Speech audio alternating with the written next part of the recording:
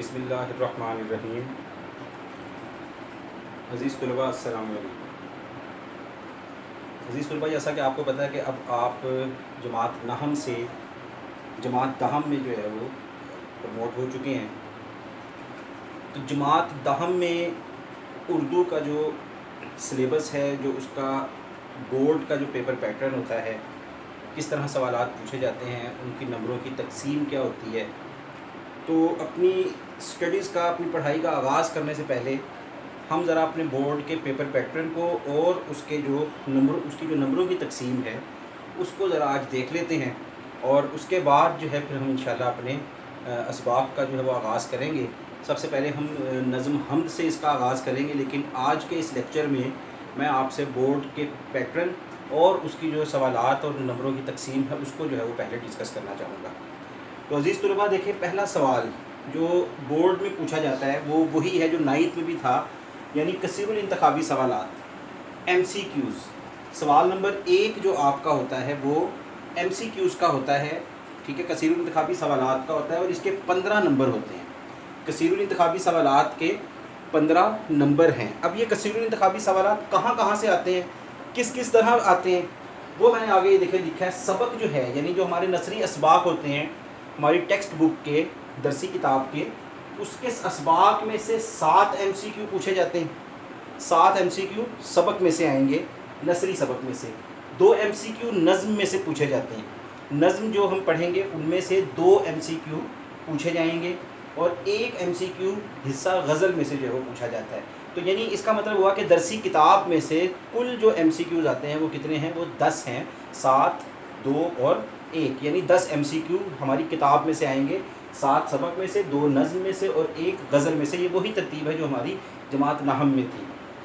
یہاں آ کر تبدیلی ہوگی، وہاں پر واحد جمع تھے، مذکر مؤنث تھے، متضاد مترادف الفاظ ہوا کرتے تھے، لیکن وہ اب یہاں پر نہیں ہوں گے، 10th میں یہ نہیں ہوں گے۔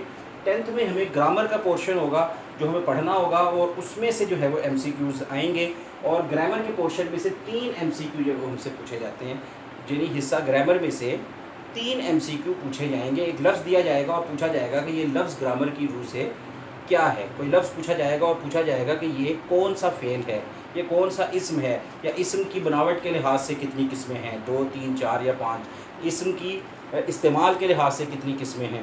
تو یہ ساری چیزیں جو ہیں وہ شامل ہوں گی ہمارے گرامر میں، اور اس میں سے 3 ایم سی کیو جو ہمیں پوچھے جائیں گے۔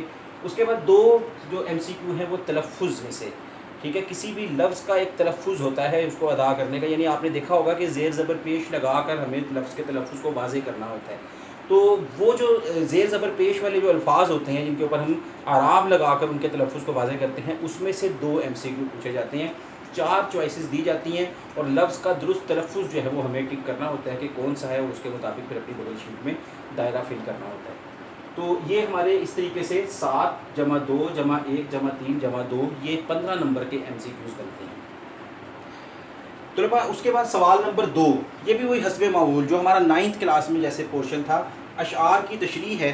اشعار کی تشریح میں ہمیں 8 میں سے 5 جو اشعار ہیں ان کی تشریح کرنی ہوتی ہے۔ اس میں سے 4 جو اشعار ہیں وہ آتے ہیں 7 میں سے 5 اشعار کی، یعنی 4 اشعار آتے ہیں حصہ نظم میں سے، جس میں سے ہم نے 3 اشعار کی تشریح کرنی ہوتی ہے، اور 3 اشعار حصہ غزل میں سے پوچھے جاتے ہیں، جس میں سے ہم نے 2 اشعار کی تشریح کرنی ہے۔ تو اس طرح ٹوٹل 5 اشعار کی تشریح کرنی ہوتی ہے، اور اس کے جو نمبر ہوتے ہیں وہ آپ جانتے ہیں پہلے سے، 2 نمبر کا ایک شعر ہوتا ہے، ایک شعر کی تشریح 2 مارکس کی ہوتی ہے۔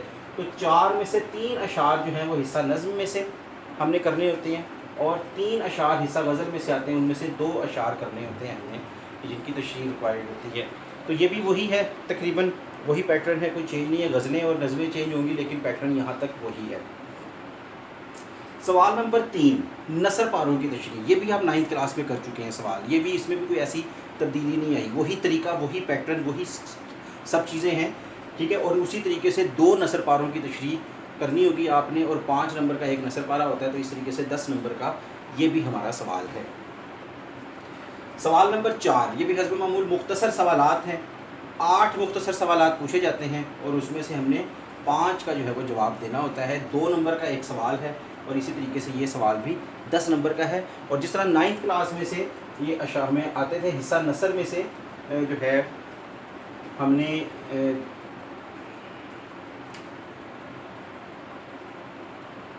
حصہ نثر میں سے ہم نے 5 سوال، اور حصہ نظم میں سے 2، اور حصہ غزل میں سے 1، تو اس طرح 8 سوالات جو ہے وہ پوچھے جاتے ہیں، اور جس میں سے ہم نے 5 کا جو ہے وہ جواب دینا ہوتا ہے۔ 5 آتے ہیں حصہ نثر میں سے، 2 آتے ہیں حصہ نظم میں سے، اور 1 سوال جو ہے وہ حصہ غزل میں سے پوچھا جاتا ہے۔ یہ بورڈ کی ترتیب ہے، لیکن بعض دفعہ اس سے ہٹ کر بھی آ جاتا ہے۔ بعض دفعہ 6 سوال جو ہیں وہ حصہ نثر میں سے پوچھ لیے جاتے ہیں، اور بعض دفعہ 7 سوال بھی پوچھ لیے جاتے ہیں ایک نظم میں سے، تو یہ تبدیل ہو جاتا ہے، لیکن اصول یہی ہے کہ اس طریقے سے پوچھے جانے چاہیے۔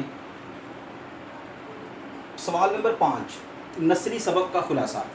یہ بھی وہی چیز ہے، 2 خلاصے یعنی 2 اسباق آپ کو دیے جائیں گے، ان میں سے کسی ایک کا آپ نے خلاصہ لکھنا ہوگا، اور یہ سوال جو ہے وہ ہمارا 5 نمبر کا ہے۔ 2 میں سے 1 سبق کا خلاصہ ہم نے لکھنا ہوگا، یعنی اس میں ہمیں چوائس ملتی ہے کتنی، 2 اسباق آتے ہیں، ان میں سے 1 کا خلاصہ جو ہے وہ لکھنا ہوتا ہے۔ یہ بھی اسی طریقے سے، اور 5 نمبر ہے اس کے۔ اس کے بعد تبدیلی آتی ہے۔ تبدیلی کیا ہے کہ وہاں پر ہم نے 9th کلاس میں آپ نے پڑھا ہوگا درخواستیں، خط، مکالمے، کہانیاں، وہ ساری چیزیں 10th کلاس میں ختم ہو جاتی ہیں آ کے۔ 10th کلاس میں آپ کو جو سوال پوچھا جاتا ہے، جو انتہائی اہم سوال ہے، یعنی جو 10th کلاس کی اردو میں بنیادی حیثیت رکھتا ہے جو سوال، وہ ہے مضمون کا۔ ایک مضمون آپ نے لکھنا ہوتا ہے، 3 عنوانات آپ کو دیے جاتے ہیں، اور ان 3 میں سے بورڈ کہتا ہے کہ کسی ایک عنوان پر جو ہے وہ تفصیلی مضمون لکھیں، اور مضمون آپ نے لوگوں نے جو ہے وہ یاد کرنا اور پھر لکھنا ہوتا ہے، اور مضمون جو ہے اس کے 15 نمبر ہیں۔ 3 میں سے ایک مضمون آپ نے کرنا ہے، 3 عنوانات میں سے کسی ایک عنوان کو، ایک موضوع کو منتخب کر کے، اور اس کے 15 نمبر ہیں۔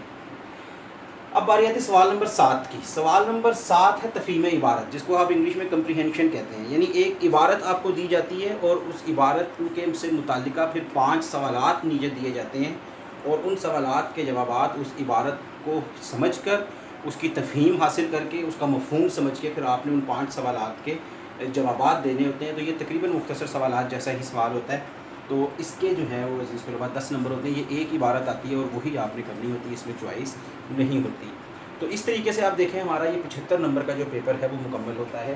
تو پہلا سوال جس طرح ہم نے پڑھا کیا کہ 15 نمبر کے MCQ پوچھے جائیں گے، پھر 10 نمبر کے اشعار کی تشریح ہے، 10 نمبر کا ہمارا ہے نثر پاروں کی تشریح، 10 نمبر کے مختصر سوالات ہیں، 5 نمبر کا خلاصہ ہے، 15 نمبر کا مضمون، اور پھر 10 نمبر کی جو ہے وہ تفہیم عبارت ہے، اور اس طریقے سے ہمارے یہ کل جو نمبر ہیں وہ بنتے ہیں 75۔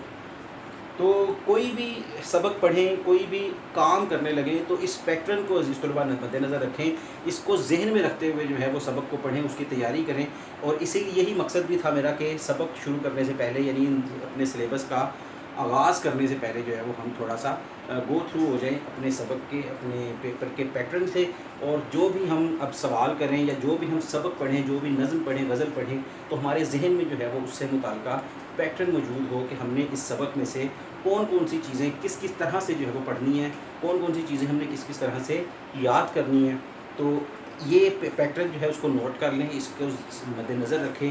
انشاءاللہ ہم اپنی نظم کا جو ہے وہ نظم حمد کا آغاز کریں گے اگلے لیکچر میں، تو تب تک اپنا خیال رکھیں۔ انشاءاللہ نظم حمد کے ساتھ اگلے لیکچر میں آپ سے ملاقات ہوگی، تب تک اپنا خیال رکھیں۔ اللہ حافظ۔